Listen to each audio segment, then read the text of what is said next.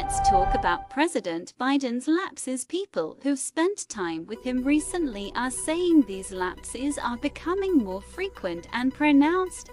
And let's be honest, this is raising a few eyebrows, especially after that debate last Thursday. Picture this: Biden looking sharp in a dark blue suit, climbing the stairs to Air Force One now. In the weeks before his debate with former President Trump, Biden was on a whirlwind tour that would tire out even the youngest and fittest among us. This guy was jetting across the Atlantic twice, and then from Italy to California for a fundraiser. Can you imagine that pace? But here's where it gets concerning.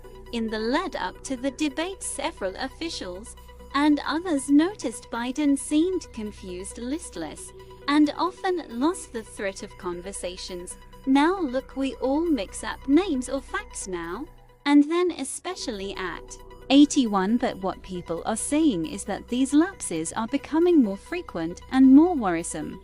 These moments aren't predictable, but they seem to hit harder when he's tired or in large crowds.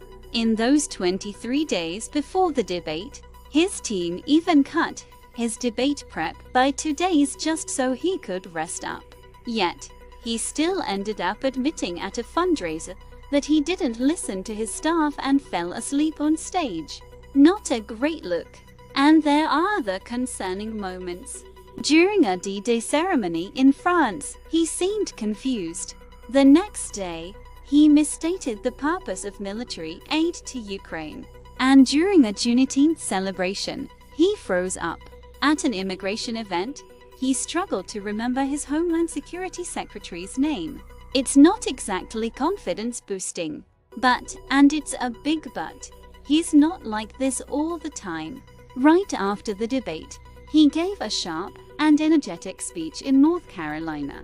In critical national security situations, like the night Iran attacked Israel, Biden was in top form, directing Netanyahu not to escalate. That's the Biden we know he can be. Interviews with current and former aides, political advisors, and diplomats paint a mixed picture. Some say he's sharp and engaged, while others note the increasing frequency of his lapses. White House officials insist he's in excellent shape, with his physician saying he's fit for duty and showing no signs of Parkinson's disease. Senior advisors describe him as inquisitive, focused, and capable of asking tough questions. They say in briefing, he's sharp and insightful, but there's no denying he's different from when he first took office. Transcripts of his remarks often need corrections, and his debate performance was his worst yet, according to some advisors. Douglas Brinkley, a presidential historian, notes a visible slowdown in Biden over the past 2 years. On one hand, it's amazing he can keep up such a demanding schedule, but on the other, it's clear the White House may be showing us the best version of Biden. Now, let's not forget Trump in all this. He's also shown signs of aging, often confusing names and details, and making incoherent statements. But voters seem more concerned about Biden's condition, and Trump's campaign is capitalizing on that. Interviews reveal a president under immense stress, juggling international crises and personal challenges. Biden has limited encounters with reporters, granting fewer interviews than any modern president. And when he does speak spontaneously, it doesn't always go well, like when he mistakenly referred to Egypt's president as the president of Mexico. So, what do we have here? A president showing signs of age-related decline, yet demonstrating moments of sharpness and resilience. It's a mixed bag.